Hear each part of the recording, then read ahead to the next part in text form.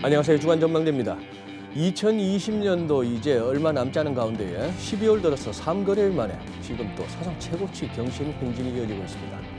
12월 3일 목요일 마감 일자가 2,696포인트. 2,600포인트 넘은 지가 언젠가 싶은데 지금 2,700이 목전인데요. 지금 이제 이 증시 내년까지도 굉장히 좋게 보는 전망이 대세를 이루고 있습니다. 자, 이번 시장 점검해봐야 되겠습니다. 오늘 증시각도기 모셨습니다. 신한금융투자 곽상준 부위원장님 오랜만입니다. 네, 안녕하십니까. 예. 불러주셔서 감사합니다. 아유, 네. 모처럼 나와주셔서 저희도 감사하고 네. 오늘 또 수능 아빠로서 바쁘신 날인데도 이렇게 시간 내주셔서 너무 고맙습니다. 네, 불러주셔서 영광입니다. 예. 네. 근데 아침 저녁으로 직장 생활 하시겠다 그거 한데 바쁜 와중에도 꼬박꼬박 이렇게 네, 유튜브를 올리시더만요. 힘들지 않으세요? 밥상에 반찬 하나 더 올려놓는 개념이니까요. 네, 할만합니다. 그리고 어차피 저희 일이고 정리해야 되는 거라서요. 그렇죠. 예. 그래도 어쨌거나 그것은 성실함과 또 어떤 본인의 열정이 아니고는 감당하기 힘든 작업인데 저도 응원하고 있습니다. 아유, 감사합니다. 호가 생기셨대. 아각? 아웃퍼폼 각도기. 네, 아웃퍼폼 자신하십니까? 해야죠. 저희들의 사명이니까 해야 되는데 뭐 그 아웃퍼폼만 기준으로 보면 1위 1비 하고 있습니다. 하루는 아웃퍼폼했다, 하루는 못했다. 그리고 또 지금은 아웃퍼폼하기 굉장히 힘든 장이에요. 구조적으로 삼성전자, 하이닉스, 현대차는 한국의 대표 시가총액 상위주들이 비중이 상당히 높지 않으면 시장 아웃퍼폼하기가 정말 어렵습니다. 2006년도에 재판이다. 2016년도에 그때 이제 삼성전자만 혼자 독주 랠리를 하고 그렇죠. 나머지는 모두 루저가 된 예. 2016년장이었는데요. 예. 지금 딱 그게 재판되고 있는데 근데 그때하고는 이번은 좀 다를 것 같습니다. 아웃퍼폼 말이 나온 김에 네. 금년 들어서 이 코로나19라고 하는 전대미문의 사건을 겪으면서 지금 보면은 지수 자체의 올 한 해 동안의 상승률을 보면은 네. 우리 한국이 엄청난 아웃퍼폼 중입니다. 그렇죠. 네. 코스닥이 거의 제가 알기로는 뭐 중국 신천하고 나스닥하고 같은 어깨를 겨루고 있고 예. 최근 들어서의 흐름은 오히려 또 코스피가 코스닥을 좀 더 아웃퍼폼하는 분위기. 그렇죠. 우리 한국이 이렇게 쭉 두드러지는 그럴 만한 이유가 있다고 보세요. 저는 코로나 덕분이라고 생각합니다. 코로나 덕분이다. 네. 왜냐하면 코로나 덕분에 서구 선진국이라고 일컬어지는 국가들의 민낯을 우리가 다 봤지 않습니까? 네. 대단하다고 생각했는데 속을 한 겹 딱 까 보니까 별게 아니었던 거죠. 그런데 실제로 보면 한국 같은 경우는 코로나 사태 이후 대응이라든가 국민들의 인식 그리고 진행 과정들 이런 모든 과정들이 저 나라 저거 저기 신흥국이라고 생각했는데 신흥국 아니네. 말만 신흥국이지 저 알맹이는 선진국이었네 하는 인식을 외국인들이 지금 하고 있다고 저는 판단을 하고요. 네. 그래서 이제 11월부터 시작된 외국인들의 랠리가 단순히 뭐 한 달 잠깐 있다 끝날 것인가 하는데 상당히 의문을 가지고 있고 아마 앞으로 길게 내다본 외국인의 매수다. 그렇죠. 이제 선진국 지수로 포함돼야 되는 게 당연할 것 같고 네. 이제 선진국 대접을 외국인 투자자들이 먼저 한국을 하지 않겠는가 이런 생각을 가지고 있습니다. 그러면 지난 3월부터 여름 내내 가을까지 주구장창 팔던 외국인 네. 뭐 그건 그런 것 같고 네. 뭐 우리 창피해 이런 거 아니죠 외국인들 네, 관점은. 그때는 돈이 필요했죠. 돈이 달러가 필요했다. 필요했어요. 네. 외국인들도 예, 달러가 필요했고 급했고. 급했고. 네, 일단 그 비상금 확보를 해놔야 되니까 돈 빼기 제일 쉬운 나라인 한국에서 쭉쭉쭉쭉 뽑아낸 거죠. 네, 그런데 이제 어느 정도 숨이 쉬어지고 네. 이제 다시 투자를 좀 해야 되겠어. 해서 일단 미국 대형주들 샀다. 그러고 나서 보니까 달러가 구조적인 약세네. 이거 심각하네. 빨리 이 달러 전환시켜야 되는데 어디다 전환시키지? 했을 때 제일 처음 보이는 나라가 한국, 중국 이런 나라였죠. 왜냐하면 뭐 지표들이 너무 좋고 제가 보기에는 지금 저는 이번 시장에서 무엇을 봐야 지수를 봐야 되는 게 아니고 지수가 얼마까지 가느냐 이게 중요한 게 아니고 네. 원화가 얼마까지 갈까를 봐야 된다고 생각해요. 음. 네. 왜냐하면 뭐 꼭 그 부합하는 건 아닙니다만 한국 증시가 좋았을 때에 대체적으로 원화가 강세인 적이 많았습니다. 그랬죠. 꼭 맞진 않습니다만. 네네. 근데 2018년도에도 그랬고요. 2007년도 그러니까 2006년도 말에도 그랬습니다. 그때가 원화가 굉장히 큰 폭으로 강세를 보여줬었거든요. 뭐 900원도 갔으니까. 그렇죠. 네네. 예, 그러니까 저는 이번 장의 랠리는 원화 강세가 끝날 때까지라고 생각하는 게 오히려 합리적이지 않을까라는 생각을 하고 있습니다. 네. 주식 랠리가 끝날 때 원화 강세가 끝나는 거 아닐까요? 보니까 역으로. 주식 랠리 끝나고 나서 원화 강세 끝나더라고요. 네, 그러니까 주식이 먼저 꺾입니다. 예, 근데 어쨌든 네. 그러니까 원화가 강세가 돼서 어느 정도 임계치다라고 느껴지는 그 네. 시점. 그러니까 예. 즉 한국의 수출 업체들이 수출에 상당하게 부담을 느끼는 그 가격대. 그때까지는 가다가 부담을 느끼면 그때부터 이제 꺾이기 시작하겠죠. 그건 이제 자기의 이제 위험 관리에 따라서 대응을 좀 일찍 하던가 네. 끝까지 보고하던가 그거는 나눠서 하시면 될 것 같습니다. 각도기님, 그런데 지수가 지금 좀 그렇게 중요하진 않다고는 하지만 일단은 지금 페이스로만 봐서는 이거 해넘기 기전에 2,700원 2,800도 가겠는데요, 분위기가. 잘못하면 3천도 오게 생겼습니다. 해넘기기 전에 모든 증권사의 전망이 틀릴 가능성이 매우 커지고 있습니다. 지금. 매우 커지고 있다. 예, 2,850까지가 이제 고점이잖아요. 한 군데 정도 빼고는 거의 다 2,850이면 네. 고점을 봤고 내년도 고점을 2,850 네, 봤는데 네. 거기다 내년도를 갖다가 내년도를 그렇게 봤는데 그게 다 용감한 틀릴 것 데가 같습니다. 그냥 한 3천 외치고 한 군데만 3,000을 외쳤고 네. 2,850까지 외쳤는데 아마 이런 분위기면 다 틀릴 수도 있지 않을까 하는 다 틀릴 생각도 수도 듭니다. 있다. 예. 그렇다고 다 가는 장은 아니잖아요, 지금. 어지간하면 다 가나요, 지금? 그래서 2016년하고 좀 구분이 좀 필요한데요. 네. 일단 2016년의 흐름은 똑같은 재판은 맞다고 생각합니다. 왜냐하면 삼성전자, 하이닉스 그리고 반도체에 대한 그 전망들이 상당히 좋습니다. 이게 딱 어느 시점이었냐면 그 시점이 하이닉스 3분기 실적 발표 그날부터예요. 하이닉스가 사실 굉장히 그 실적 발표할 때 보수적인 회사거든요. 네. 근데 뭐라고 공표를 했냐면 2021년 2분기 디램 쇼티지가 예상됩니다라고 얘기했어요. 내년 가면은 네. 2022년? 21년 내년 가면은 네. 다들 디램이 없어서 절절 맨다. 예, 2분기 이렇게 얘기를 했거든요. 뭐 몇 가지 이유가 있죠. 이제 본격적으로 내년도 되면은 10나노 기반의 인텔, 타이거 레이크 기반의 그 CPU들이 이제 등장을 하니까 네. 서버 쪽에서는 전부 다 DDR5로의 전환이 본격화될 거라고 네. 보고 있습니다. 뭐 그런 이유도 있는데 지금 뭐 어떤 상황이냐면 약간 좀 흥분돼 있죠. 자본들이 흥분돼 있어서 어디서 빨리 돈을 벌을까 자꾸 이렇게 찾다 보니까 내년도에 반도체 시장이 좋아지는데 그럼 보통은 내년 2분기면 사실은 뭐 지금부터 맞긴 맞죠. 반응을 조금씩 하다가 1분기, 2분기 이렇게 반응을 세게 하면서 2분기 내외에서 하이라이트가 와야 될 것 같은데 그게 보이니까 쭉쭉 잡아당기는 거죠. 예, 그래서 지금 저는 증시 전망을 많이 하지 말자는 입장이긴 한데 네. 내년도에 강세될 부분을 지금 땡겨 오면서 시장이 만들어지고 있는 12월 달이다. 이런 생각은 하셔도 될 것 같습니다. 그래요. 네, 그러니까 내년도 강세장이 될 거를 벌써 지금 땡겨 오고 있는 거죠. 내년도 강수장 될 거를 땡겨온다. 예, 그러니까 증권회사 전망들이 리서치 센터들이 전망했던 것처럼 내년도 긍정적으로 봤는데 내년도 긍정적일 것 같은데 지금 돈 많은데 그리고 달러 어디 둘 데도 없는 상황에 그다음 미국 채권 시장 심상치 않고 이러니까 빠르게 전환이 되고 있다. 그래서 내년도 상승분을 지금 12월 달에 반영하고 있다. 그렇게 되면 내년도는 실적이 정말로 좋아지지 않는 한 생각보다 내년도는 별로일 수도 있지 않을까. 네, 그런 생각을 해봅니다. 그리고 이제 그 이머징 중에서도 이제 소위 말하는 코로나 대응을 잘하는 국가들 그리고 이 코로나 시국에도 제조업의 생산이 활발한 나라들 뭐 그렇게 찍어서 소위 말하는 중국, 한국, 대만을 찍었다는 건데 그렇죠. 우리는 달려가고 있고 대만도 최근에 굉장히 좋았는데 중국은 사실 지난 여름 이후에 고점 경신이 안 되고 있거든요. 네, 그 부분은 어떻게 해석하십니까? 저도 그거는 너무 빨리 달려서 그런 것 같습니다. 중국이? 예, 너무 빨리 달려서 그런 것 같고 사실 그 최근에 이제 상하이 컨테이너 운임 지수나 이런 것들 그리고 네, 생산지에서 들려오는 뉴스들을 보면 네, 지금 야근 특근하고 다 제조업체들이 풀 가동하고 있는 상황인 것 같거든요. 그래요. 예, 그러니까 당연히 우리나라 화학업체들이 실적이 좋게 나올 수밖에 없는 게 중간재 수출이 상당히 많기 때문에 그렇다. 네, 그럼에도 불구하고 조금 빨리 달렸습니다. 워낙 수익률이 크게 나왔어요. 중국이. 예, 중국 펀드라든가 중국 투자하신 분들 수익률이 장난이 아니거든요.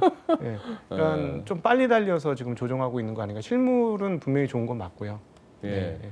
조정도 무슨 가격 조정은 아니에요. 그냥 옆으로 길 뿐이에요. 네. 중국이. 네. 근데 더 치고 나가지 못하는 것도 이상하고 뭐 맨날 이런저런 시황 보면은 뭐 후광퉁인데 뭔지는 몰라도 외국인 자본들은 그래도 뭐 순매수 기조라는데 네.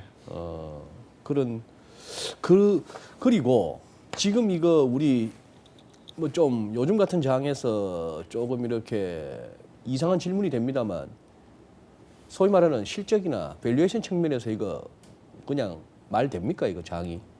지금 내년도 이익을 어느 정도 볼 거냐는 건데 지금 내년 시가총액이 거를? 이제 2천억을 이제 돌파하고 있잖아요. 양시장 네. 합쳐서. 네. 근데 코스닥 일단 제하고 보더라도 한 130조 이상에서 160조 사이를 해준다면 정당화될 것 같습니다. 정당화된다. 네, 그러니까 EPS 총합 기준으로 음. 한 130조에서 160조면은 정당화될 것 같은데 그거보다 못 나올 경우에는 좀 과도할 수도 있다라고 보여집니다. 과도할 수도 있다. 네. 그래서 그러니까 지금은 분명히 내년 기대치를 땡겨오기 때문에 내년 실제로 기업들이 뚜껑을 땄을 때 네. 이거 130조에서 160조 정도 되는 거 맞아?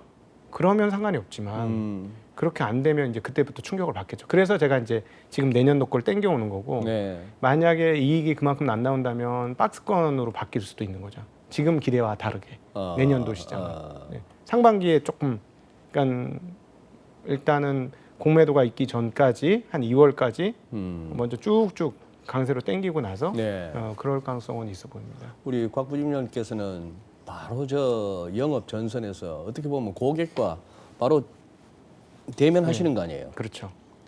연초 네. 연초 개인 투자자들의 어떤 동학 개미 열풍 불 때하고 예.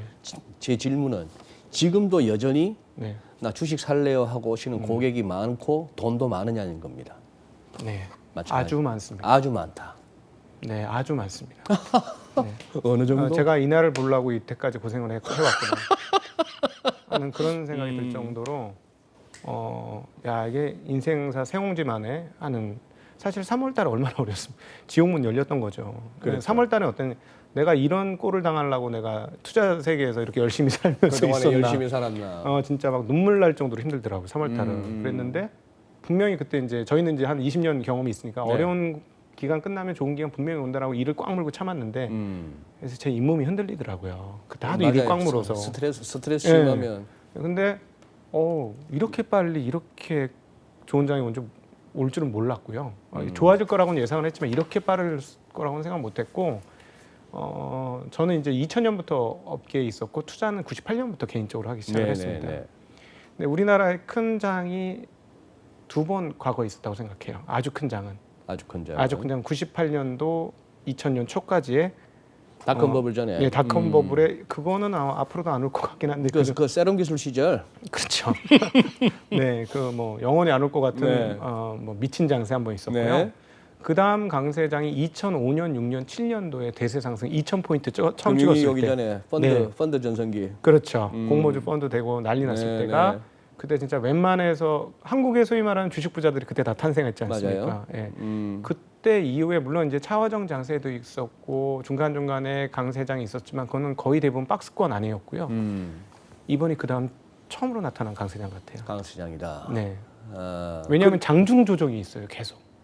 강세장의 특징이 장중에 조정을 하고 끝날 때 플러스로 끝내는. 근데 이게 지금 12월달에 그게 막 지금 그렇더라고요. 오늘도 그랬고 그렇더라고요. 계속 그런 흔들이 예, 나타나거든요. 예. 소위 말해서 여기서는 하방 배팅은 한마디로 그냥 쓸려 나가는 거예요. 이런 강세장이 장에서는 맞다면 강세장이 맞다면 그런 조심해야 상황 되죠. 그런 상황인데 지금 이른바 뭐 말하기 나름입니다. 표현하기 나름인데 투자자의 저변이 어느 정도 넓어졌느냐. 소위 말해서 저 주린이에요 하시는 분들을 주변에서 많이 뵙는데 네. 어느 정도로 늘었습니까 지금? 저는 이제 그 나쁜 짓을 하면서 살 수가 없는 상황에 이르렀어요. 보는 눈이 너무 많아져가지고 보는 눈이 너무 많아져서.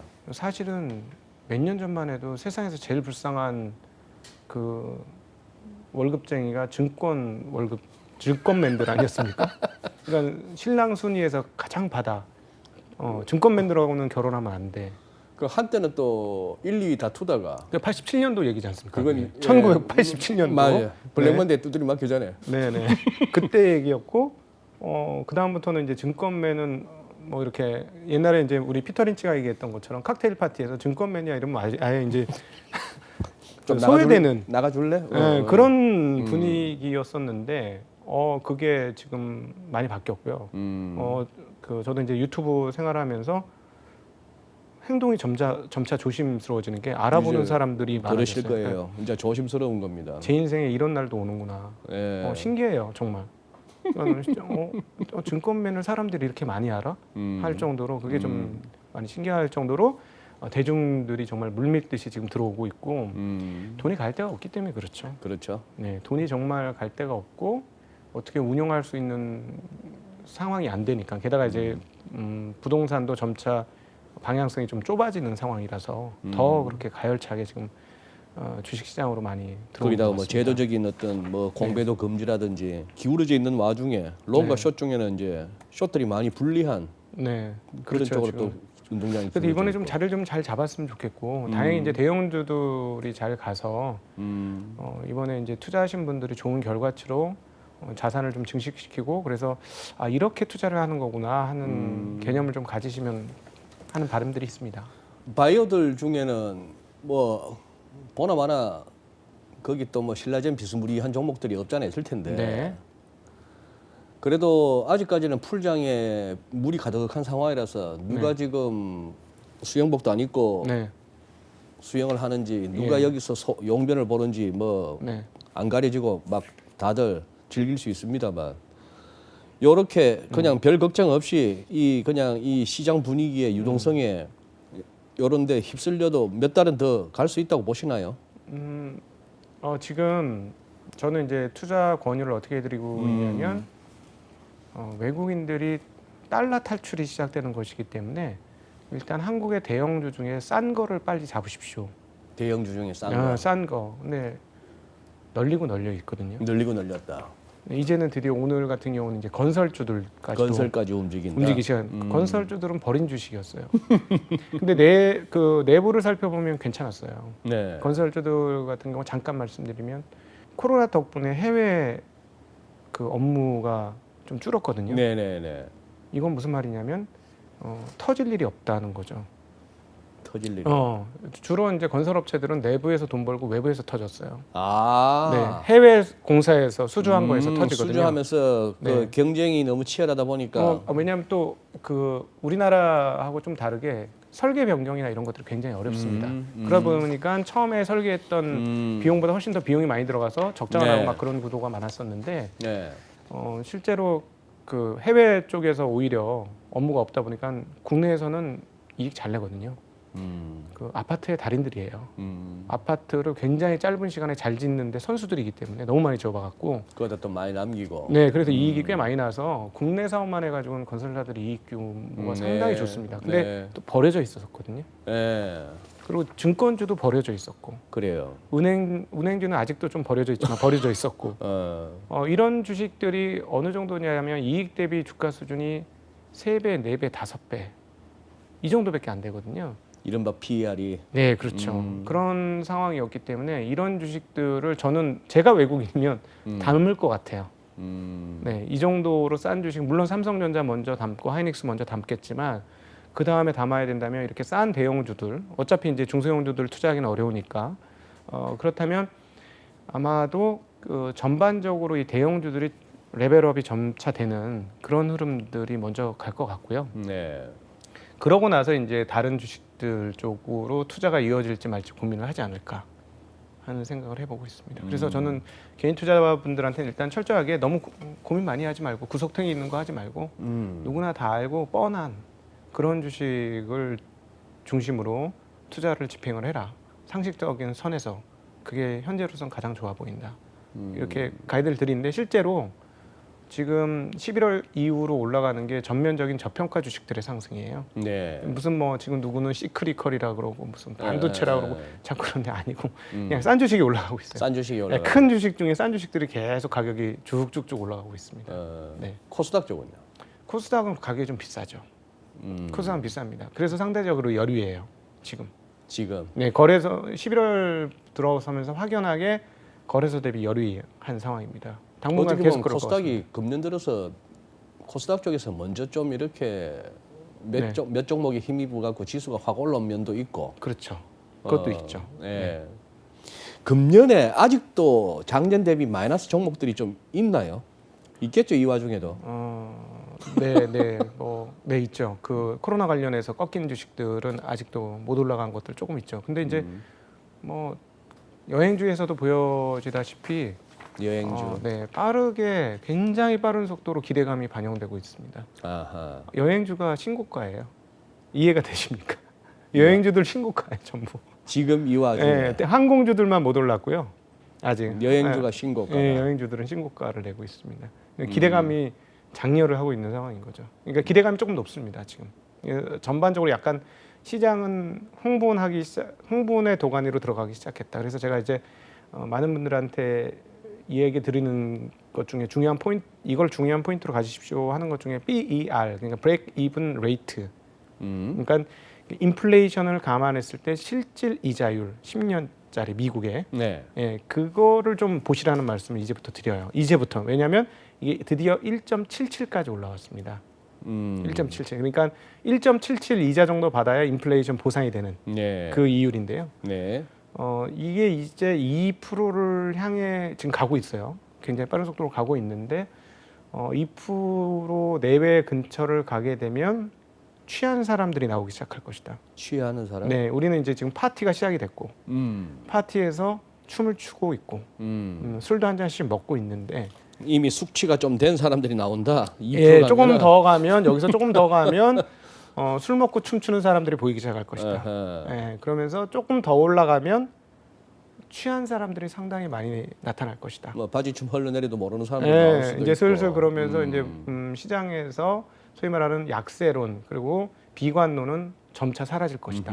그리고 낙관론의 홍수가 올 것이다. 시간이 지날수록. 그래서 이제 그런 때가 오면 조심하셔야 되는데 도대체 뭘 보고 조심해야 할 것이냐. 저희는 이제 고민이잖아요. 시장은 좋은 건 좋은 건데 어떤 거에 의해서 우리가 얻어맞을 것인가. 이제 투자자들은 항상 그 고민을 이제 시작을 해야 되거든요. 네. 어떤 게 불거졌을 때 우리를 타격 입힐 것인가 했을 때 결국은 몇 가지 공표된 것은 연준에서는 금리 안 올리겠다고 2022년, 23년까지 얘기를 했고 네.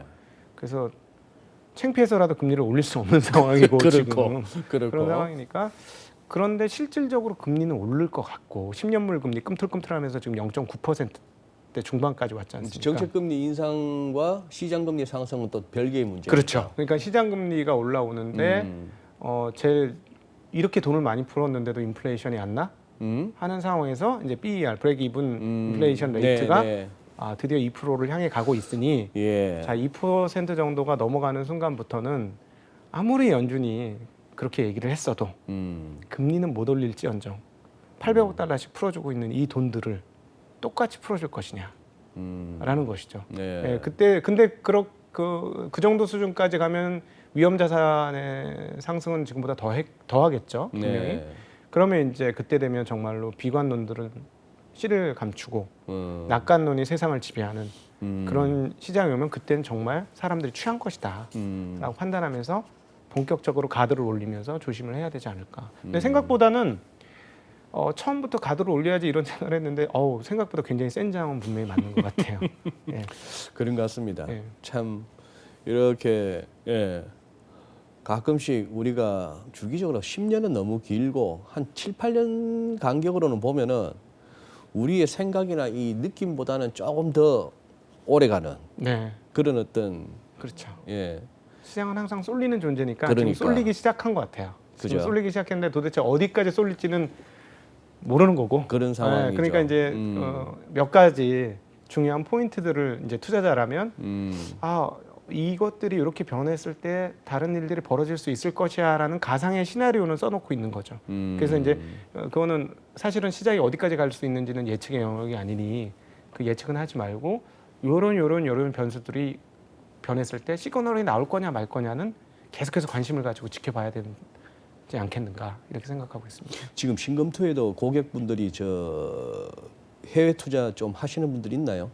많죠. 많아요. 예, 지금 많습니다. 올해 들어서 더 많아지지 않았습니까? 엄청 많아졌죠. 엄청 많아졌고 저는 오히려 그게 좀 걱정이 돼요. 다들 버셨을 거 아니에요. 이거는 지금부터는 저는 신한금융투자 직원 아닌 걸로 해서 해외 관련해서는 이제 말씀드릴게요. 순수하게 증시 각도기로서 말씀드리는데 올해 기점 한 8월에서 10월 사이에 정말 미친 듯이 해외 주식을 해야 된다고 모든 증권사가 얘기했습니다. 모든 증권사가. 모든 증권 네. 해외 주식 안 하면 바보인 증권사였고요. 네. 근데 우리 소장님도 잘 아시겠습니다만 모든 증권사들이 일치 단결돼서 한 목소리를 냈을 때 제일 위험하죠. 그렇죠. 그 방향으로 안 가지 않습니까? 모든 증권사에서 캠페인하면서 이렇게 뭐 판때기 들고 나와서 광고하기 시작할 때 그때가 네. 사실 제일 그렇지 않습니까? 그런데 이제 경험적으로는 그랬습니다. 예, 네. 그리고 일반인들의 심리도 일반 투자 심리도 그렇게 가고요. 네. 딱 10월부터 달러가 약세로 돌기 시작하지 않습니까? 아, 예. 10월부터라면은 대충 뭐 느낌이 오네요. 네. 종목별로 차이는 있겠습니다만 그 동안에 10월 이후에 잘못하면 종목 따라서는 고점에서 아직 물린 종목들도 나오기 시작했겠네.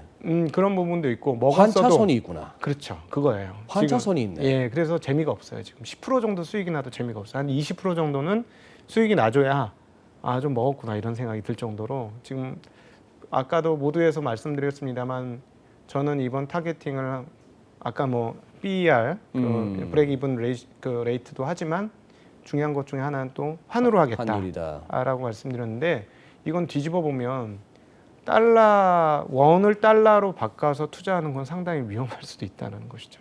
원화를 달러로 바꿔서 투자하는 것은 네. 왜냐하면 한 차선이 과연 여기서 끝날 것이냐 그건 예측 못하지만 환을 예측을 할 수는 없으나 네. 예측할 수 없으니 상식선에서만 생각해 보자. 저는 이제 현장 투자자니까 실물로 느끼는 건 뭐냐면 지금 코로나 덕분에 해외 여행을 못 가지 않습니까? 네. 한국은 물건 팔아서 돈 벌어서 해외 여행으로 지출했지 않습니까? 달러를. 그러니까 그랬죠. 물건 팔아서 달러 맞아요, 가지고 맞아요. 오면 여행자들이 이 달러 가지고 와서 사줬죠. 상품 수지 흑자, 여행 수지 적자. 네. 근데 지금 못 나가잖아요. 그러니까요. 그런 구조적인 흑자 구조가 되어 있어요. 음흠. 그러면 장사를 잘하면 권리금이 당연히 올라가는 거 아닙니까? 음흠. 장사치들은. 네. 장사를 해서 돈을 벌었는데 돈이 계속 쌓여도 밖으로 못 나가는데 예. 이 원화가 약세가 될 이유가 딱히 없네요. 예. 현재는. 그러니까는 그 정부가 수출업체들을 위해서 속도를 브레이크를 밟아준다던가 이건 너무 과해서 이건 좀 막아야 돼. 지금 중국처럼 6.5에서 진짜 철통방어를 하고 있는데 지금 중국이 그런 거 외에 상식적인 선에서 과연 여기서 적자가 안 좋아질 한 원화 기준으로 약세가 될 이유가 무엇일까 생각해 보면 많지는 않은 것 같아요.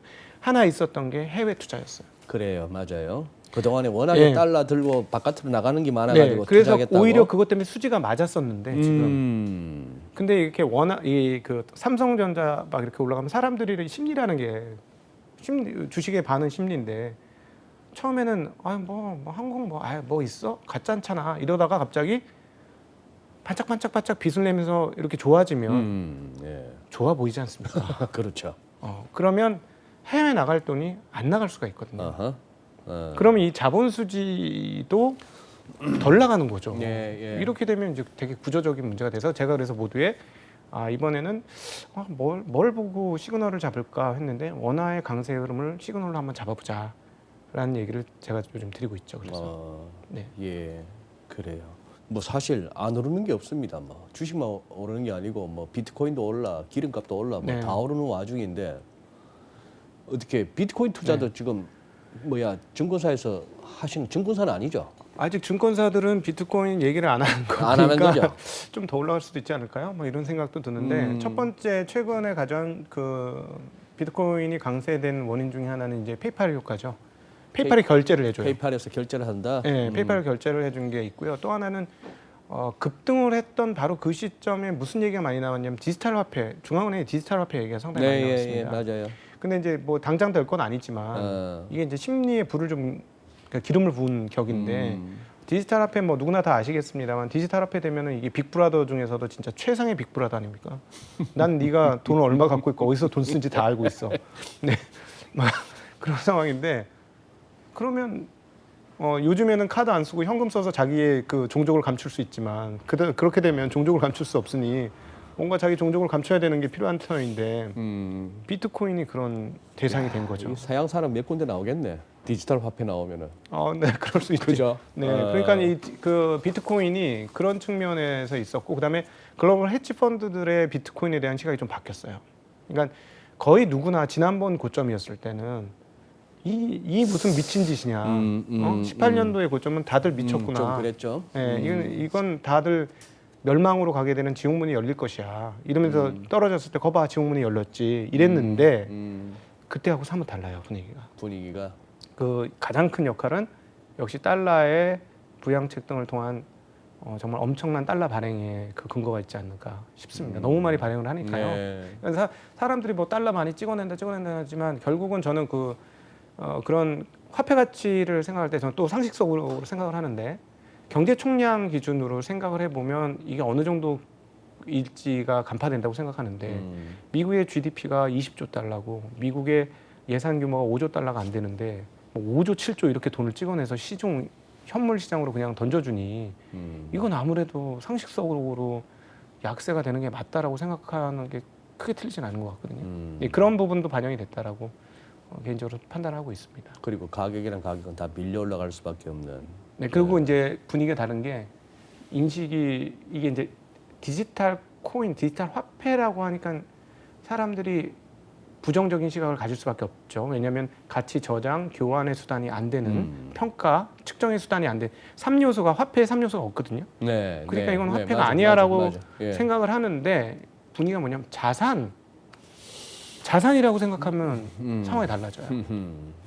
사실은 우리 지금 가장 비싼 자산 중에 하나가 이제 다이아몬드 같은 거 아닙니까? 네. 근데 그게 이제 세계 1위 사인 드비어스가 갖고 있는 재고 물량 빵 풀면 현재 가치 전 유지 안 된다고 보거든요. 근데 걔네들이 물량 조절을 하니까 자산 가격으로서 가치를 갖는 것이듯이 이게 자산이라는 껍데기를 쌓는 순간 해석이 다양하게 될 수 있다는 것이죠. 그래서 저도 사실은 그 안티 비트코인 주의자였는데 이번에 투자는 안 하고 있습니다만 이거 좀 다르게 볼 수 있는 영역은 있구나. 네. 다르게 볼 수도 있겠구나 하는 생각은 가지고 있습니다. 어쩔 수 없는 거예요. 레이 달리오도 안티 비트코인이었지만 최근에 발언이 재밌지 않습니까? 네. 나 비트코인 내가 좀 잘못 보고 있을 수는 있는지도 몰라도 네. 그래도 이게 뭐 돈이 되긴 되겠어. 끝까지도 이렇게 미래는 안 버리는데. 네. 그러면 마지막 질문입니다. 아까 말씀하신 지금 분위기로 봐서는 뭐 특별히 벌써부터 그거 할 건 없지만 가드를 올려야 되는 거는 어떤 걸 시그널로 삼으면 될까요? 네, 두 가지. 두 가지. 금리. 네, 금리가 일정 수준 이상 올랐을 때 미국 금리는 안 올리겠으나 소위 말하는 오늘 드디어 그 얘기가 나왔어요. 그 클리브랜드인가 여는 총재가 그 얘기했는데 양쪽 하나 테이퍼링 얘기? 테이퍼링 얘기가 나왔거든요. 테이퍼링부터 분명히 시작할 겁니다. 맞아요. 네, 테이퍼링이 나오기 시작하면 가드 올리자. 근데 사실은 결국 자산 매입을 하긴 하는데 네. 규모를 줄이는 게 테이퍼링 아닙니까? 그쵸. 네. 그 테이퍼링 소리만 나와도 네, 그때 이제 가드는 올리는데 펀치가 날라올지는 모르죠. 그건 예측 못할 것 같아요. 근데 오케이. 어쨌든 테이퍼링 얘기 나오면 만약에 지금처럼 이렇게 과열 비슷한 수준으로 빠르게 시장이 올라오면 가드를 확실히 올리고 펀치도 빨리 날라올 거니까 하고 근데 뭐 느릿느릿 올라간다면 뭐 가드는 올렸지만 뭐 헛짓을 하더라도 나는 일단 가드를 올릴 거야. 뭐 이런 태도를 가져야 되지 않을까 싶습니다. 두 번째는 금리하고. 앞서 말씀드렸던 환율. 지금 근데 환율 관련해서 과거하고 조금 다르게 생각하셔야 될 게 지금 환율에 있어서 워낙 흑자를 만들어놓은 주요 주체가 지금 메모리지 않습니까? 반도체. 네. 마진이 높지 않습니까? 네. 5할이 넘잖아요. 물건 하나 만들면 마진이 5할이 넘는 거잖아요. 네. 내부적으로는 어떨지 모르겠지만 우리한테 공표되는 건 대략 한 5할 정도의 마진을 가지고 있는데 과거처럼 지난번에 우리 이제 18년도죠. 그때는 1,050원의 저점이었어요. 환율이. 그리고 2007년은 정말 모두가 환상적인 상황이었고 그래서 저는 그 사이 어디 즈음 아닐까 싶습니다.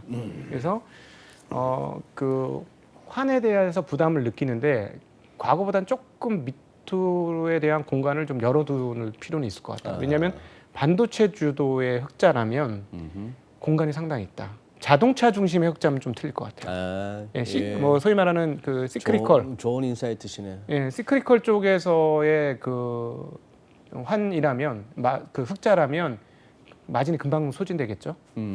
진짜 1,050원이면 다 소진되겠죠. 네, 네. 근데 이제 반도체 쪽에서의 흑자라면 그 마진이 더 크니까 조금 더 열어놔야 되지 않을까 하는 생각도 가지고 있습니다. 그 말씀은 차트상으로 짚어지는 저점으로 치면은 1,100 깨지면 이제 다들 1,050을 갖다 염두에 둬야 되는데 네, 현대차나 기아차 같은 경우는 갑자기 1,100원 밑으로 1,050 가면은 도요타나 저쪽에 뭐 다른 네, 외국 자동차 기업들한테 가격 경쟁에서 밀리지만 반도체로 버는 무역 수지 흑자라면은 이거는 조금 더 밀려도 네, 견딜 만하다. 그렇죠, 10불 팔면 5불 남는 장사를 하고 있었으니. 그렇죠.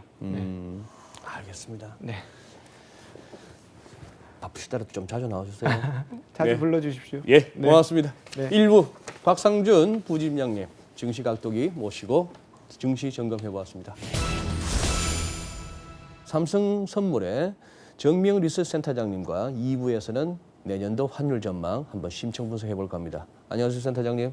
안녕하십니까. 네, 오늘 우리 정 센터장님한테 이렇게 한번 압축적으로 한번 설명을 듣고 우리 시청자 여러분들이 조금 더 이렇게 천천히 한번 생각하면서 들여다보고 싶으면 어떻게 홈페이지 들어가서 보실 수가 있죠?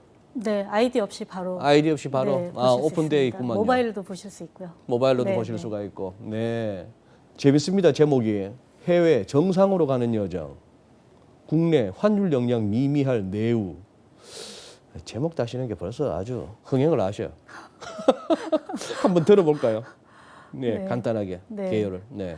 결국 이제 경제와 일상생활의 정상화가 내년에 상당히 진행이 될 건데 그런 과정에서 환율은 어떤 변수들의 조합으로 움직일 것이냐 네. 이런 내용을 담았고요. 예. 국내도 마찬가지로 그 여정 속에 있지만 지금 우리 경제에 대해서 증시를 보면 장밋빛이지만 어떤 실물 경기, 네. 저 지금 택시 타고 강남에서 올라온 길에 보이는 그런 풍경들 굉장히 어둡잖아요. 네, 어둡죠. 그래서 경제에 대한 체감이 굉장히 차이가 지금 많이 나는 상황인데 맞습니다. 그런 어두운 측면이 있음에도 불구하고 그런 부분이 환율에는 별로 영향을 주지는 않을 것 같다라는 내용이 들어 있습니다. 네. 기본적으로 지금 이제 나타나고 있는 위험자산 선호, 그다음 달러화 약세, 그다음에 위안화 강세 네. 추세 예. 이런 것들이 지금 원화 환율에도 하락 압력을 굉장히 가하고 있는 그런 상황이지 않습니까? 네. 그래서 이런 부분들이 경제 정상화와 맞물리면서 내년에도 일단 기조 자체는 이어질 가능성이 클 것 같다. 네. 특히 이제 글로벌 동반 성장이라고 얘기를 할 수 있을 것 같고요. 그러니까 내년에는 올해는 이제 봉쇄가 이루어졌지만 내년에 경제 정상화가 이루어지면서 올해 많이 타격을 입었던 뭐 유로존이나 신흥국들도 같이 동반해서 성장하는 그런 흐름이 이제 외환 시장에서 또 굉장히 중요한 변수가 될 것으로 생각이 되고요. 뭐 그 외에도 전반적인 이제 달러화 약세에 대한 시장의 기대, 뭐 우려 그런 것들이 실제로 여러 가지 변수들과 맞물려서 어떤 결과를 낼지 이제 저희가 내린 그런 결론에 대해서 말씀을 예. 드릴 것 같고요. 국내에서는 결국 이제 대외적인 변수에 영향을 받을 수밖에 없는데 이걸 얼마만큼 수용할 수 있는 우리의 여건이냐 이제 그 부분을 봐야 되는 거지 네. 않습니까? 네. 그래서 우리도 이제 재정 적자 유례 없는 확대되는 그런 부분이 있긴 하지만 또 전체적으로는 외환 수급이 나쁘지 않은 그런 여건을 유지를 할 것 같고 그런 가운데 제일 중요한 것은 올해보다는 소위 이제 달러화 잉여가 내년에는 저희 좀 줄어들 거라고 생각을 합니다. 그러니까 올해 말하자면 코로나로 인해서 달러화 잉여가 생긴 해라고 좀 판단을 하고 우리나라에? 있거든요. 네. 근데 그 부분이 내년엔 정상화가 되면은 오히려 잉여가 축소가 되면서 국내 외환 수급은 뭐 균형 수준에 가까워질 것 같은데 그러다 보니까 이 글로벌 정세와 그 환경에 따른 외국인의 움직임의 영향력이 내년엔 상당히 커질 것 같아서 기본적으로 방향은 달러화 약세, 원화 강세 흐름을 유지를 할 것으로 생각은 하지만 시장은 예상외로 변동성이 커질 수 있을 것 같고 저희의 기본적인 시나리오는 상반기에는 달러화 약세, 하반기에는 좀 다소 반등하는 그래서 뭐 환율로 치면 상저, 하고 뭐 하고라는 게 뭐 굉장히 높은 수준을 의미하는 건 아니고 네. 예, 시나리오상 그렇게 저희는 방향을 잡고 있습니다. 지금 그러면 다들 달러 약세 외치는데 한번 저 약세 요인 한번 살펴볼까요? 네, 자료를 한번 네. 네. 올해 그 달러화가 변동성이 굉장히 컸죠. 네, 코로나로 해서 시장의 변동성이 그렇습니다. 예, 예. 굉장히 3월 달에는 뭐 네, 컸었고 원화 환율도 뒤에 자료가 있습니다만은 올해 변동 폭이 200원이 됩니다. 네. 거의 10년 내 가장 최대인 올 200원의 한 해. 변동. 그렇습니다. 예. 지금 저희는 지금 상황에 집착해 있는데 그 전으로 돌아가 보면 저희가 1296원까지 상승을 했기 3월 달에 때문에 1296원인데 네네네. 1100원이 변동폭이 깨졌으니까 200원이네. 200원이죠. 그래서 외환시장 변동성도 굉장히 컸었는데 결국은 지금 나오는 결론으로는 코로나가 미국의 예외주의를 퇴장시켰다. 그러니까 코로나 이전에는 트럼프가 미국의 예외주의를 만들었다. 경제가 굉장히 나쁘지 않은 가운데서도 감세 정책 또 뭐 여러 가지 본국으로 투자를 유인하는 그런 정책들을 통해서 미국 경기의 그 상승 사이클을 계속 연장시키는 그런 흐름을 보여주면서 다른 선진국과 뚜렷한 차별화를 보였고 네. 그 부분이 달러화의 강세의 중요한 요인이 됐었는데 코로나는 이제 미국의 예외주의를 퇴장시키고 오히려 중국의 예외주의를 부상시키는 그런 결과가 되지 않았느냐라고 생각을 하고요. 뭐 위안화 블록 통화 대표적인 위안화와 원화, 대만 달러 이 통화들이 코로나 가장 수혜주로 외환 시장에서는 소위 꼽히면서 강세 폭이 두드러졌던 부분. 그 다음에 이제 달러화 약세에는 유로화 강세도 영향이 있기는 합니다. 네, 유로화는 아이러니하게도 코로나 사태가 해체 위기를 일단은 봉합시키는 중요한 역할을 했다. 결국 공동채권 발행이라는 숙제를 코로나를 계기를 통해서 1단계를 풀어가는 그런 팬데믹이 모습을 아니었으면은 네. 쉽지 않았을 걸. 그렇죠. 그냥 유럽의 이 유로존 지도자들이 야 지금 큰일 났다 그냥 우리 이거라도 하자. 네. 그렇죠. 그런 부분이 이제 유로화의 반등 결정적인 계기로 작용을 하면서 네. 달러화 약세에 도움을 줬던 것 같고요. 예. 이렇게 저희가 지금 생각하는 굉장히 달러화 약세가 가파르다고 생각을 하지만 달러 지수는 한 5% 정도의 하락폭을 연간으로 기록을 하고 있고요. 네. 이 차트에서 오른쪽 끝에 보시면은 뭐 브라질 헤어라 같은 경우는 20%가 넘는 낙폭을 여전히 기록을 하고 있습니다. 최근에 네. 반등을 했다고는 네. 하지만 네. 결국 코로나가 신흥국 통화에는 상당히 소위 쥐약이었다. 네. 보건과 경제 위기를 동시에 맞이한 그런 사건이었다라고 네. 환율을 통해서 좀 짐작을 해볼 수 있을 것 같습니다. 그래요. 네.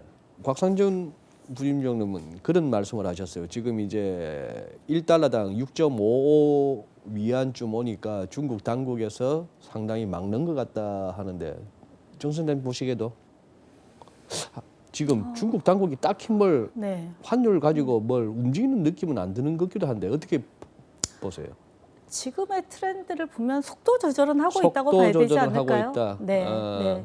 근데 2015년에 우리가 뭐 위안화 약세를 용인한다라고 얘기를 했다가 그래 하면서 시장이 뒤집어지면서 위안화 엑소더스, 달러화 엑소더스가 일어났었거든요. 네. 그게 소위 위기를 초래할 뻔한 굉장히 큰 이슈가 되다 보니까 중국 정부도 환율에 대해서는 섣불리 그렇게 시장 개입성의 발언은 하지는 않는 것으로 생각이 되고요. 그들의 이제 정책 방향과 거기에 정책 방향과 좀 적정한 수준의 환율이라고 생각하는 부분은 있을 것 같은데 그래서 그거를 좀 유지하기 위한 뭐 관리는 꾸준히 하지 않을까라고 생각을 합니다. 한번 압축적으로 우리 원화 부분 한번 보고 싶어요. 원화 원화요? 쪽의 수급. 올해 네. 달러가 많이 잉여가 심한 한 해였다. 네. 즉 달러 수급에 있어서 네. 달러가 좀 공급이 많은 해다. 네. 무겁다는 얘기 아니에요. 수급상 잉여니까 결국은 어. 공급되는 거와 수요의 차이인 공급과 거잖아요. 수요의 예. 차이. 공급이 많았다기보다도 수요가 줄은 거죠. 바깥으로 네. 나갈 달러가 적었다. 네네네. 어떤 그래서 점에서? 잉여가 생겼다는 거죠. 그래서 잉여가 생겼다. 차트를 어떻게 보여드릴까요? 예, 차트 네, 보면서 네, 하시죠. 네, 네. 네. 저희가 매년 네. 외환 수급표를 한번 정리를 해봅니다. 아하. 그럼 너무나 많은 변수가 있기 때문에 근데 외환 시장에서 제일 중요한 건 저희는 국내적으로는 수급이라고 생각을 하는데 이거를 통합적으로 보는 게 되게 이해하는 데 도움이 된다고 봅니다. 네. 근데 2020년은 4분기 데이터가 지금 안 들어가 있어요. 4분기 데이터는 저희가 지금 알 수가 없습니다. 아직까지 안 나왔으니까. 전혀 안 나왔죠. 네, 네. 그래서 9월 달까지인 3분기 데이터를 저희가 보고 있는데 네. 보시면 왼쪽 차트에 2020년 보면은 잉여가 한 300억 달러 정도 됩니다. 공급 우위가. 그 위쪽이 달러와 공급 요인이고 네. 아래쪽이 수요 요인입니다. 네. 그러니까 작년이랑 비교해 보시면 일단 9월까지니까 경상수지가 줄긴 했는데 경상수지는 작년 수준 이상은 될 것 같아요. 네. 근데 이제 나머지 숫자를 비교를 해보시면은 위에 초록색인 외국인 NDF 순 매도가 상당히 많았죠. 외국인 순매도가 네, 네, 네. 여기가 네. 여기 세력들이 달러 팔고 원화를 사는 NDF 시장에서 네. 순매도가 많았다. 그렇죠. 외국인이 순매도로 돌아선 부분도 외환 시장의 달러 공급 요인으로 작용을 뭐 공급이라고 하기는 그렇지만 공급 환율의 주체로서 하락 요인이죠. 그렇죠. 당장. 공급 주체가 됐던 거고요. 외국인 투자는 9월까지 지금 반영을 했기 때문에 최근에 외국인 대규모로 주식 매수한 거를 반영을 하면은 더 늘어날 것 같습니다. 공급이. 네. 네.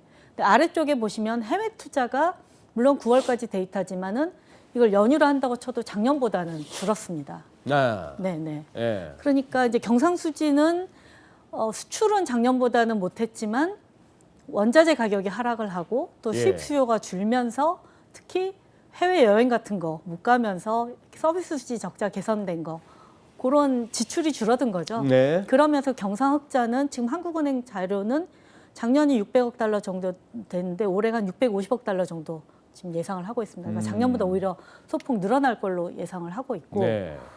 그러니까 그 부분도 역시 수출이 잘 됐다기보다도 해외 지출 수요 또 수입 수요가 줄면서 경상수지 흑자가 난 부분이고요. 국내적으로 해외 투자도 일단 채권 투자가 9월까지는 순회수를 기록을 하고 있습니다. 아, 그래요? 그동안 네, 굉장히 뭐 연간 300억 달러씩 이렇게 투자하던 해외 채권이 작년에 줄더니 올해는 9월까지는 오히려 투자한 금액보다 회수한 금액이 더 많았던 거죠. 그다음에 해외 주식 투자는 작년 수준보다 같거나 좀 늘어날 걸로 생각은 하고 있습니다. 네. 그렇긴 한데 해외 주식도 따지고 보면 개인들의 직접 투자가 굉장히 늘었기 때문에 그러니까. 그걸 예. 빼면 기관들은 덜 샀다는 얘기거든요. 아하. 예. 그다음에 이제 사실 국제 수지에서 대체 투자가 어떻게 잡힐지 이게 단순하게 잡히지 않는다고 하더라고요. 대체 그렇긴 투자. 한데, 네. 실제로 올해 대체 투자가 작년보다 크게 줄었습니다. 작년에 우리나라 해외 투자 가장 선도한 게 대체 투자였거든요. 예. 부동산이나 뭐 예. 항공기 등 특별 자산이잖아요. 예. 근데 올해 뭐 그동안 부실 문제도 많이 불거졌었고 어. 실사를 못 하다 보니까 또 신규 투자도 못 하고 기존에 투자한 부분이 손실이 발생을 하니까 투자가 주춤했던 부분. 그래서 그동안은 경상흑자 잉여를 해외 투자가 다 카바를 하면서 외환 수급이 균형을 이뤘었다면 해외 투자도 줄어든 부분까지 작용을 한 데다가 결정적으로 외국인이 NDF 순 매수에서 매도로 돌아서면서 외환 수급이 이렇게 뒤집혀진 거고요. 오른쪽 차트는 뭐냐면 이게 이제 이렇게 단순히 보면 정확하게 발라낼 수는 없지만 주식이나 채권을 투자할 때 환해치를 얼마나 하느냐가 실제 외환 수요와 관련이 있거든요. 네, 그거를 저희가 그냥 러프하게 추정을 해본 겁니다. 네. 외국인은 해외 채권 투자에 20%만 외환 수급에 영향을 미친다. 외국인의 채권 투자는 50%만 영향을 미친다라고 해서 조정을 해보면 오른쪽에 보시면 작년은 거의 그게 조정한 숫자가 균형이었다가 올해는 한 9월까지 해서 100억, 130억 불. 뭐 이게 정확한 수치가 나왔더니 정확한 거는 의미는 없는데 이게 4분기까지 더하면 4분기에 외국인 주식 자금 더 들어왔고 외국인의 그렇겠네요. NDF 매도가 늘었다는 걸 감안하면 아하. 또 경상흑자도 4분기에 가장 많이 날 것 같고요. 그래서 해외 투자가 늘었다고 하더라도 전체적인 외화 잉여 순 공급은 조금 더 늘어났을 걸로 추정을 해볼 수가 있습니다. 그런데 지금 센터장님 지금 네. 저 외국인 NDF 순매도 부분 말이에요. 네, 네. 저게 어떻게 보면은 하루하루 이렇게 외환 시장에서 딜러들 움직이면 여기에 팔면 같이 팔고 여기에 사면 같이 사고 하는 경향이 아직도 뭐 짙을 텐데 저거는 언젠가는 또 되사야 되는 거 아니에요? 그건 아닌가? 그 부분을 지금 저희가 이제 그 외환 수급을 보면서 굉장히 네. 고민하는 부분입니다. 네, 그러니까. 이게 이제 네. 그런데 이제 외국인 NDF 그 매매 추세를 보시면 예. 2014년 이후 굉장히 뚜렷한 트렌드가 있었어요. 이게 누적으로 2014년부터 순매수를 계산을 해보면 2014년 이후 한때 한 1,400억 달러까지 순매수를 기록을 했었습니다. 1,300억대 후반까지. 네. 네. 예. 도대체 외국인이 왜 이렇게 NDF를 계속 순매수를 할까? 일단 2014년은 달러화가 본격적으로 상승장을 탄 시기이기 때문에 그렇죠. 그 부분은 이해가 가는데 차트에 보시면은 2017년, 18년 환율이 굉장히 하락을 한 시기에도 외국인 NDF 순매수를 줄이지 않았습니다. 우리 그래서 서울에서 달러원 환율은 17년, 18년 네. 떨어지는데도 그때도 NDF는 사고 있었네. 그렇죠. 매수를 늘린 거죠. 네. 그래서 이제 저희가 생각하는 부분은 오른쪽 차트가 더 연관성이 많다는 거죠. 오른쪽은 이제 주식 순매수랑 한번 같이 그려봤습니다. 네. 물론 주식 순매수는 규모가 차이는 있지만 기존에 갖고 있는 지분도 있기 때문에 어떤 트렌드를 같이 보는 데는 의미가 있다고 보는데요. 네. 이게 보면은 2018년까지도 계속해서 주식은 순매수하는 기조였습니다. 그러니까 예. 달러화 강세 기조에다가 외국인이 우리나라 주식을 매수를 늘리는데 그 말은 우리나라 주식을 사면서 이전보다는 환해지를 좀 더 적극적으로 했다라고 저희는 판단을 한다는 거죠. 예. 물론 달러가 환율이 빠질 때는 NDF 매도를 했겠죠. 음. 근데 또 주식을 사는 쪽은 환해지를 하면서 선물안을 매수를 하는 거니까 그 부분이 상쇄했을 그런 효과를 생각을 해보면 확실히 이제 금융위기 이후에 이 말은 이제 두 가지를 내포한다고 볼 수가 있겠는데 한 가지는 일단은 외국인이 한국 주식에 투자하면서 환해지를 늘리는 것 자체가 한국 증시에 대한 그 태도가 바뀌었다는 거죠. 어떻게요? 일시적으로 들어왔다 나가는 시장은 아니고 환해지 비율을 적정 수준으로 유지해가는 거의 선진 시장에 가까운 시장으로 생각을 하고 트레이딩한다라고 볼 수가 있는 거죠. 한국 증시에 네. 들어오는 돈이 네. 그냥 단타로 들어온다기보다도 그쵸. 좀 길게 보고 들어오는데 네네. 그러다 보니까 환으로 신경 쓰이기 싫으니까 환은 어느 정도 해지하고 그렇죠. 간다. 신흥국은 일반적으로 환을 오픈하고 가는데 사실 또 저 무렵에 이미 환 해지하는 게 네. 서포인트가 좀 더 유리하지 않았습니까? 그것도 유리하기도 그것도 했죠. 나름대로 뭐 환 그렇죠. 해지하면서 손해 볼 게 없었으니까. 그렇죠, 맞습니다. 네, 네. 그런 부분에다 또 하나는 어쨌든 2014년 이후에 달러화는 강세 추세였다. 작년까지. 예, 그 트렌드를 보면 달러화 강세 맞아요. 추세에서는 그래요. 예, 네. 비달러 자산에 투자하면 환해지 비율을 유지하는 게 정석이니까. 그리고 네. 우리나라 그러면은 여기에 외국인들 우리 국내 들어오면서 그렇게 하는 거는 환해지 비율을 좀 늘린 거는 이해가 네, 되고 네. 우리 연기금이 해외로 나갈 때는 오히려 환해지 비율을 줄였다면서요 그동안에. 근데 사실 이제 우리나라 지금 외국이 갖고 있는 자산에 비하면 환해지 비율이 되게 높지는 않을 겁니다. 그렇겠죠. 네, 네. 제가 한번 계산을 해본 적은 지금 생각은 안 나는데 이게 비율 조정해봤자 한 5% 이내 조정하면서 몇백억 달러 그 수혜가 발생하고 이런 그 정도. 수준이거든요. 예. 근데 이제 우리나라도 국민연금 같은 경우 지금 환해지를 안 하는 정책으로 가고 있고 주식 투자에 대해서는 대체적으로 환해지를 안 하는 그런 지금 그러면 이 뭘 와중에 추구하고 있죠. 우리 수출업체들 수출 대금을 갖다가 환전 안 하고 외화 예금으로 쌓아두거나 네. 최근 말씀하신 대로 진짜 3월 달에 우리 달러 없을까 절절매일 때 1296원까지 갔던 그 달러 그게 지금 200원이나 떨어지는 와중에도 오히려 개인들 달러 사서 뭐 5대 시중은행 외화 예금이 11월 달에도 늘었네 이런 기사를 네. 봤는데 네. 이분들이 이제 어떻게 해야 되죠 그러면은?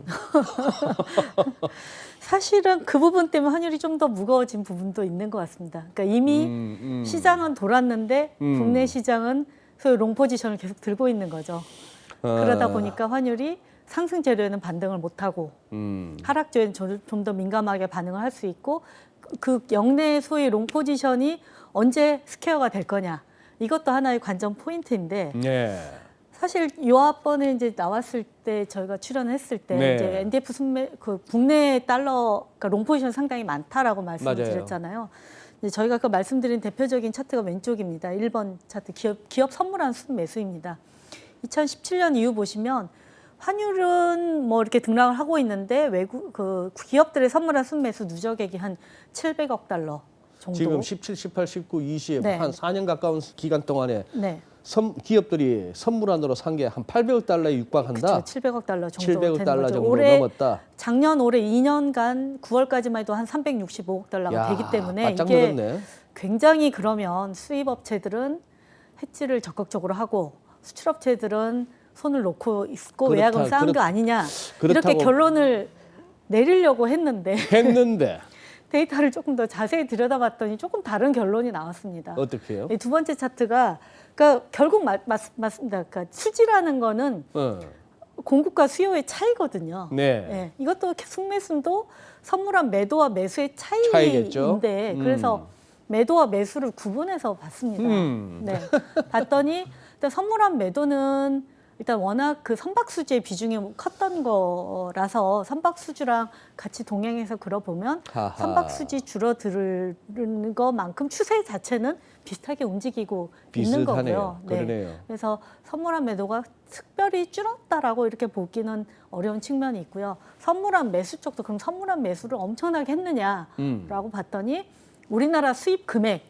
트렌드랑 굉장히 유사하게 움직인다는 거죠. 그러니까 수입이 줄면 그만큼 해지할 물량도 주는 거고 그런 트렌드로 움직이는 건데 결국은 이 결정적인 차이를 냈던 게 이제 선박수주가 2016년 이후로 급감을 했었으니까 그러네요. 선박수주 줄어든 부분의 영향력이 일단은 첫 번째로 컸고 두 번째로는 그럼에도 불구하고 거주자 외화예금은 2017년 이후로 한 300억 달러 정도 늘었거든요.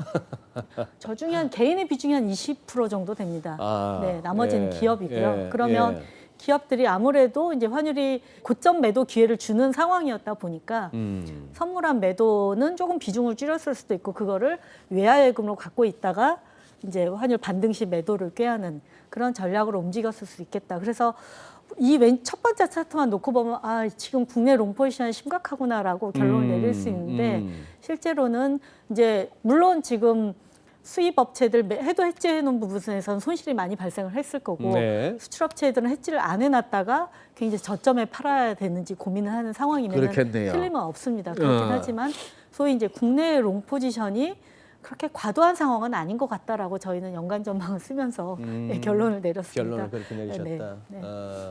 그러면 이제 달러 약세가 어디까지 갈 것인가 먼저 가봐. 이건 참 또 이런 얘기가 이제 참 서로 이제 답답한 얘기인데 가봐야 아는 얘기인데.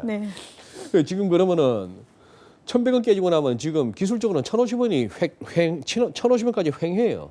그렇죠. 거기까지도 각오해야 되는 분위기인가요? 그렇죠. 네. 거기까지도? 1차적인 명백한 지지선이죠. 그렇죠. 지금 9월까지만 해도 1,180원이었어요.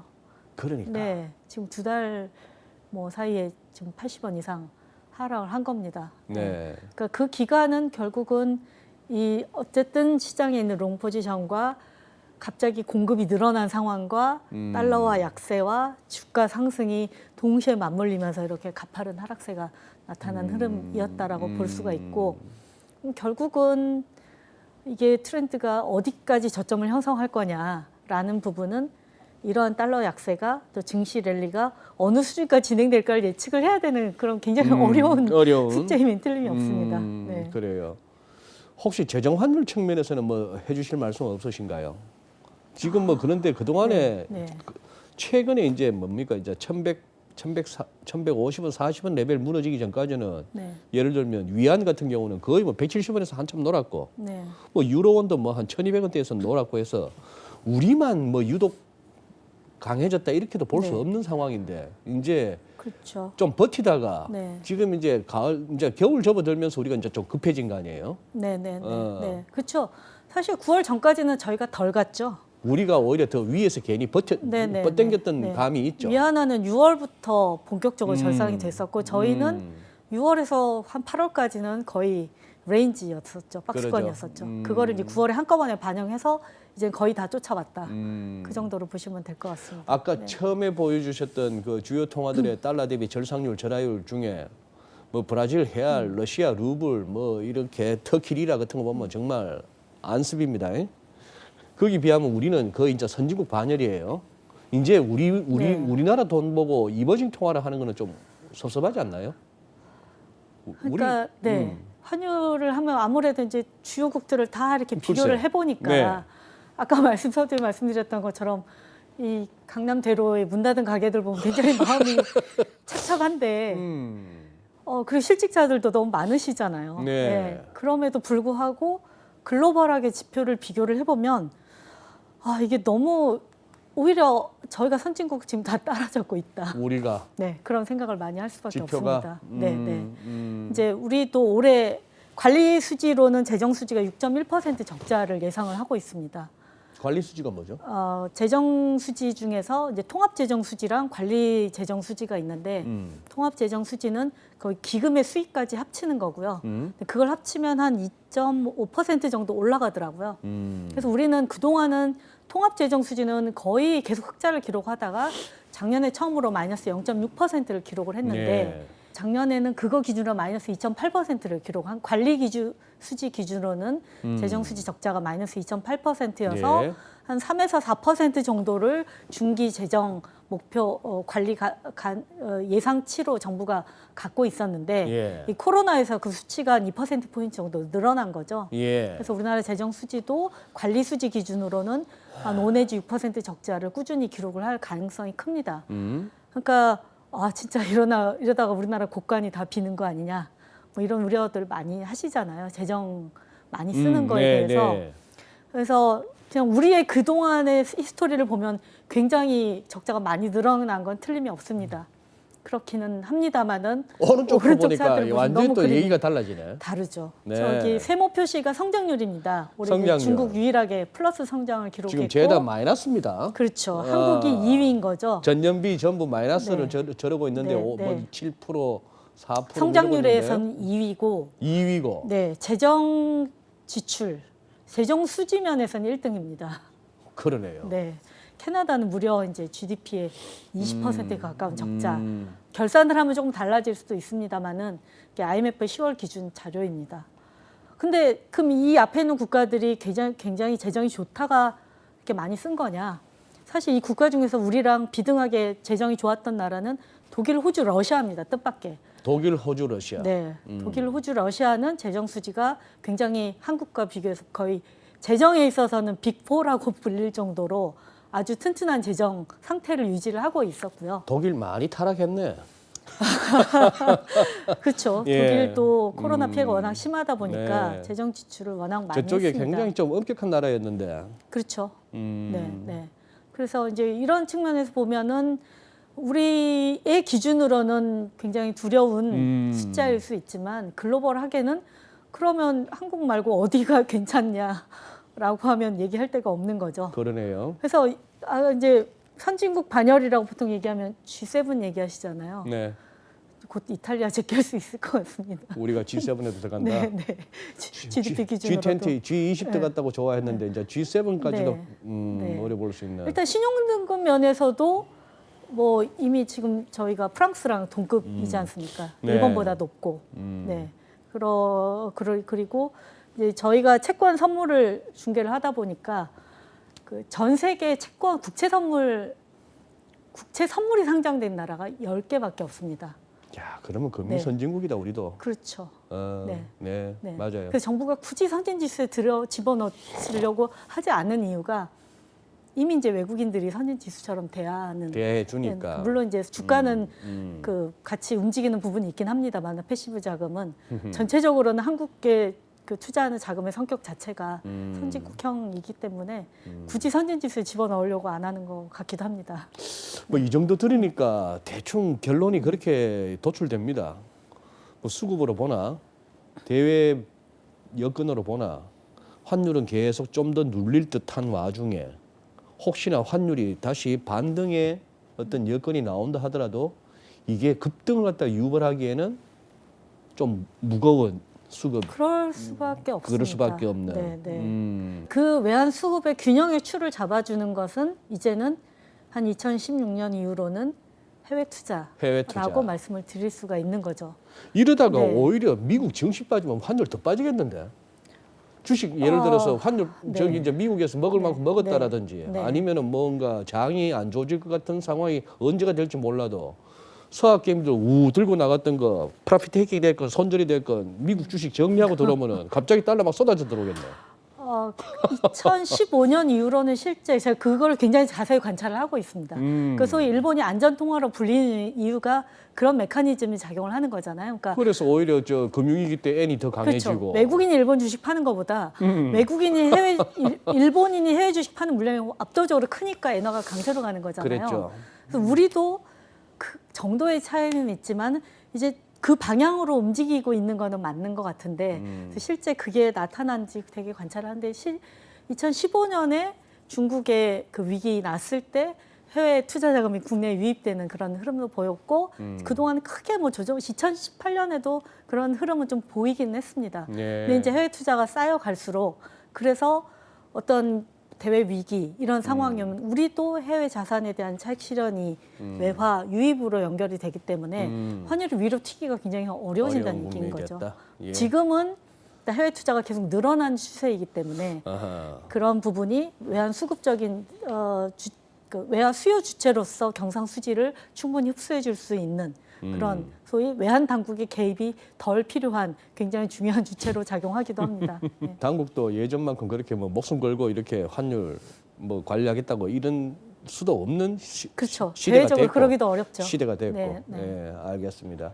그래요, 센터장님 대충 우리가 여기서 뭐 얼마 갈까요 하는 얘기는 뭐 어느 정도 녹아 있었다고 보여지고 이렇게 시간 내주셔서 감사하고 고맙습니다. 감사합니다. 네.